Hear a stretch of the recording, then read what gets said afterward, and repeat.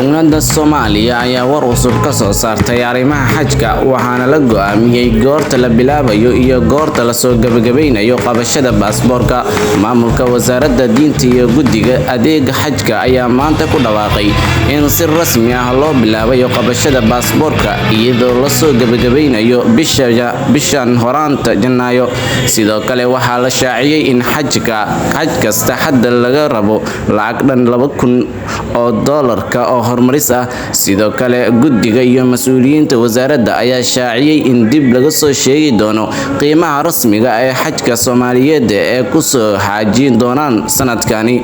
Dowladda Soomaaliya ayaa horey u sheegtay in sanadka dambeeya ay yareyn doonto qiimaha lagu soo xajinayo. Dowladda ayaa hadda ku howlan sidii loo yareyn lahaa qiimaha xajka ee sanadkani. Sidoo kale guddiga loo xilsaaray ka shaqeynta arrimaha xajka ayaa ka howlgali doona qabashada baasaboorka.